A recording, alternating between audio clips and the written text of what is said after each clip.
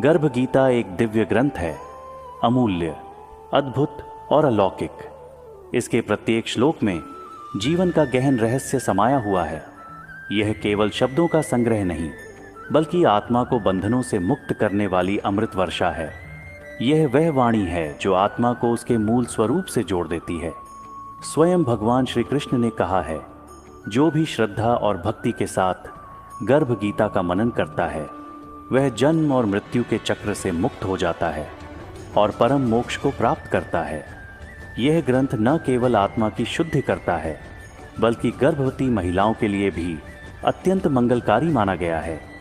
ऐसी मान्यता है कि जो माता अपने गर्भकाल में श्रद्धा से गर्भ गीता का श्रवण करती है, उसका गर्भस्थ शिशु संस्कारी, बुद्धिमान और दिव्य गुणों से युक्त होता है।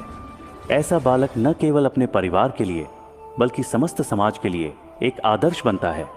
इसलिए प्रत्येक व्यक्ति गीता का पठन, मनन और अनुशीलन अवश्य करना चाहिए, क्योंकि इसी में वह शक्ति है जो जीवन को सच्चे अर्थों में पावन और पूर्ण बना देती है।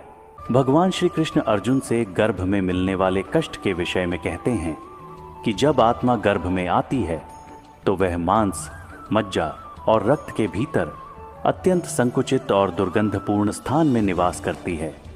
जब वह 6 माह का होता है, तब चेतना जागृत होती है और वह अपने ही पापों पर विचार करता है। गर्भ में पल रहा वह प्राणी सोचता है, आखिर मैंने कौन सा अधर्म किया था जिसके कारण मुझे इस अंधकारमय गर्भ में आना पड़ा। वह ईश्वर से करुण पुकार करता है, हे प्रभु, मुझे मोहमाया से भरी उस दुनिया में मत भेजो। मैं अब अपने पूर्व कर्मों से तंग आ चुका हूं। परंतु ईश्वर उसकी बातों को मौन भाव से सुनते हैं, क्योंकि कर्मों का फल उसे भोगना ही होता है। श्री कृष्ण स्पष्ट करते हैं, मां के गर्भ में जीव को मृत्यु लोक से भी अधिक कष्ट सहना पड़ता है, और यह कष्ट कितना होगा, यह उस आत्मा के पूर्व कर्मों पर निर्भर करता है।